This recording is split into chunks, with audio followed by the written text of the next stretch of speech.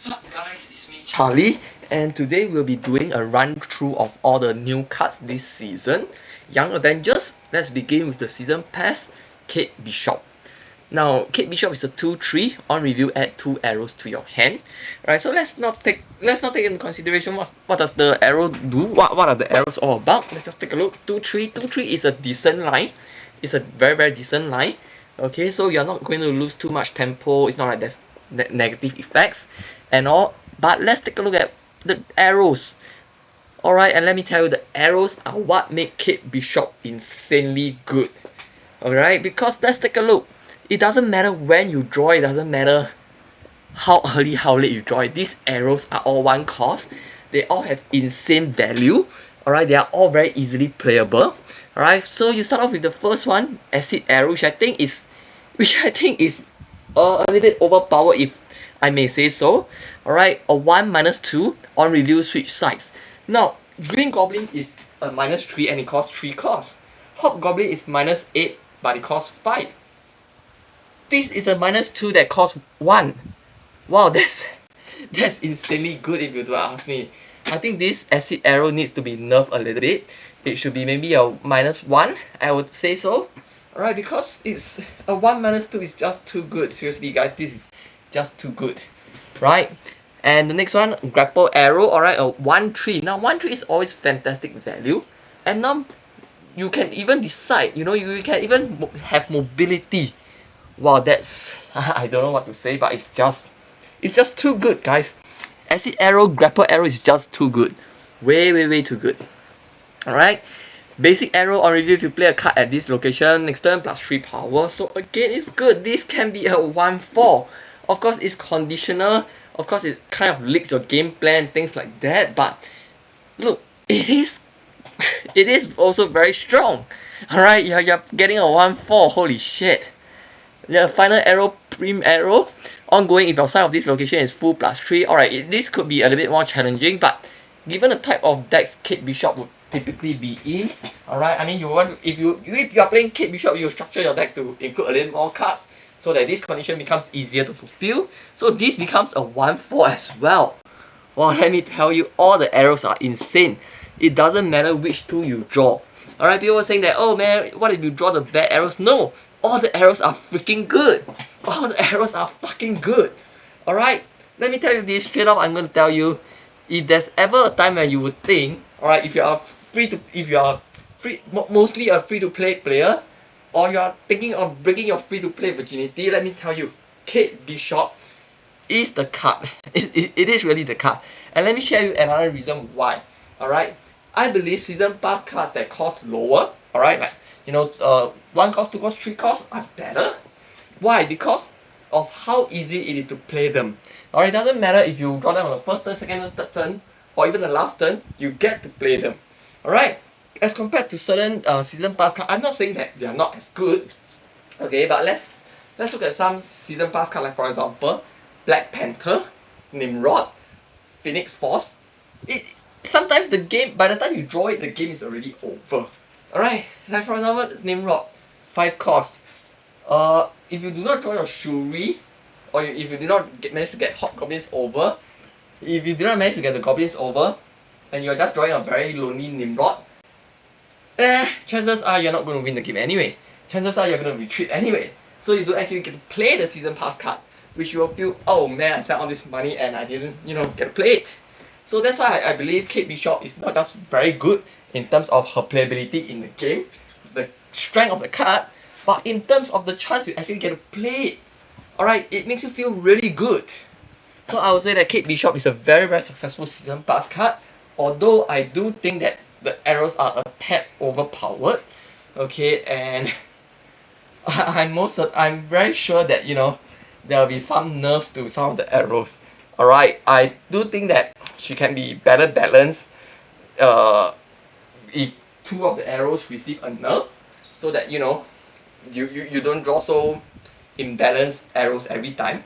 And if you happen to draw the 2 better arrows, well, that's RNG, so that's something that that can be accepted. Alright, or alternatively, some people may look for a more uniform nerf across the arrows, maybe +2/+2, +2/+2, and this become a 1/2. this become a 1 minus 1, stuff like that. Alright, but I do think Kate Bishop is insanely good. Now let's take a look at the other cards. We start off with Marvel Boy. Alright, I've actually did a piece on Marvel Boy a few days before. Okay, and okay, yep, sorry. Alright, I've actually done a piece on Marvel Boy. The video will be placed in the description. Right, so long story short, Marvel Boy can scale up to a 314. Right, so if you manage to play out everything nicely, if you manage to play 3 1 cost cards by turn 3 and slap Marvel Boy on turn 3, Marvel Boy's value is a 314.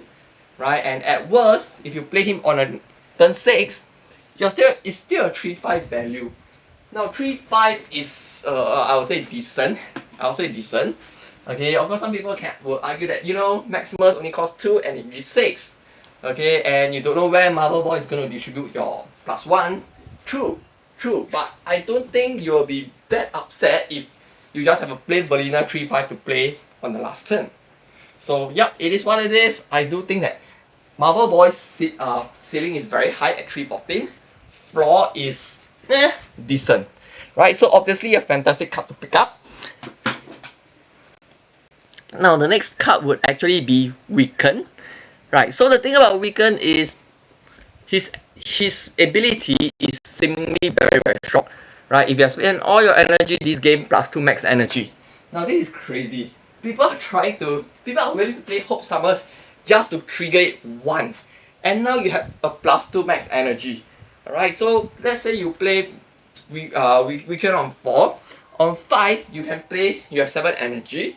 Right, so that's crazy. Being able to get out a 6 cost on turn 5 is, you know, you're just way ahead. We have been doing this thing for so long. Electro Ram, all kinds of Rams, Wave, things like that. So imagine right now you have +2 energy and it stays. Turn 5 you have 7 energy, turn 6 you have 8 energy. Imagine the possibilities. It's endless, honestly, it's endless, it's crazy. You could even use it to cheat out a cheaper She-Hulk. Stuff like that. Alright? Or it could be used to do things like, you know, you step out something big, okay, and then after that you discount the card. So these kind of things can snowball very quickly, making Weaken have a lot of potential. There's always potential when you're able to manipulate energy. Right, but having said that, the problem is, obviously you would want to, this card is only good if, let's say, you manage to spend all your energy, which means on turn 1, 2, 3, you cannot afford to have any slip up. So this becomes a kind of like balancing act. You want to have low cost cards so that, you know, you manage to spend all your energy in your first 3 turns and then play Weaken on 4. But on the other hand, what is the point of having so many low cost cards? Right, because with the +2 max energy, what you want to do is to be able to slam big bodies onto the board. You want to be able to slam Hawk. You want to be able to slam 6 cost cards that matters, that are crazy, that have crazy effects. Alright, so this is the thing that I am not so sure. I do believe that Weaken is going to have immense potential. It's going to be a good card, but I'm not so sure how exactly are we going to make this card work. But that's on me, that's not on the card. So the next thing is we have Speed. Alright, Speed I think is the worst card of this season. Alright, and it's especially bad as coming off Deadpool's Diner, whereby we got Cassandra Nova for free. Look, Cassandra Nova when played on turn 3, assuming a normal deck, would be a 3-7. Speed, assuming you play him on turn 3, assuming that you spend all your energy every single turn, ends up being a 3-6, or at best a 3-7 in a 7-turn game. So why would you want to play Speed over Cassandra Nova? There is absolutely no reason to, right? Because Cassandra Nova still has the upside of affecting negative power onto your opponent's deck, whereas Speed is a 3-7, that's it, and that's under the perfect scenario, right? So I do not see a scenario whereby Speed is taken over Cassandra Nova, okay, unless there's some kind of, you know, in future there's some kind of combo effect whereby you spend all your energy, alright, because speed and vigor has the same condition. Okay, so I don't know, maybe in future they're going to plan something like this. The only thing that I can see you taking speed is an ongoing cut. It gets hit by Spectrum. But come on, the 3-cost slot, there is Captain America, there is Punisher, you could even play Luke Cage. Right, so I really don't see how speed is that good. Unless you really want to, unless you want to make it a stretch, you want to shove speed in and then you combo it with bigger mesh. But then again, why? Why would you? I really don't know, alright? I think people who want to play bigger mesh would rather, play Shanna and after Blue Marvel, whereby you actually hit more cards. Alright? Because even if speed gains all the extra power, it's still just one card for bigger mesh. Right? Shanna, Blue Marvel, Kaza, it hits way more. Right? So honestly, I don't see how speed is going to work out. I think it's a shitty card. It needs to be buffed. Right? Otherwise, it's going to fall flat. Well, and as you can see, it's being held up by Iron Lad and Jeff. Alright, so yeah, let's see. This week is definitely an off week if you already have Iron Lad and Jeff. So for older players have been around for a longer time like myself, we have Lad, we have Jeff. This week is a definite skip. Now let's go on to the last card of the season, which is Emperor Hawkling. Now I've actually done a video on Emperor Hawkling, link also in the description below. Alright, so long story short, I did a thorough run through, right, whereby the effect of Emperor Hawkling has 3 potential scenarios. One, which is bad, right? You actually end up worse. For example, it copies Magneto's effect, alright, because, well, it does the same shit as Magneto, but now it has 1 lesser power, so obviously it's bad. Or you pick up something like a Destroyer, and it just destroys your entire board, and you didn't build the deck to plan for that, so obviously it's bad. Now, the second scenario is there is not much difference. Alright, so let's say you pick up Onslaught's ability. You didn't plan for it, so obviously I don't think you're going to benefit from the doubling of ongoing effects. So yeah, that's the neutral scenario. The third scenario whereby I would say is an excellent copy. For example, you copy leader. A 6-3 leader is insane. Think about a 6-11 leader. Or you copy Doctor Doom. Alright? Not only are you able to slam 11 power on one lane, you also supplement the other 2 with 5 power each. Right? Or you pick up something like a block. Alright? You start sucking additional power. Okay, so yeah, things like that. So there's 3 scenarios, and for Emperor Hawkling, the scenarios of the chances of these 3 scenarios happening are actually 1/3, 1/3, 1/3. Alright? It's actually around 1/3 each, based on my maths. If you want the entire breakdown, check out the video in the description. Okay? So I've been saying that it is worth the pickup. Now I've met with a lot of replies saying that nah, it's no good. Alright, why would I want that? Why don't I just put that particular 6-cost card in instead? That I want that will synergize with my deck.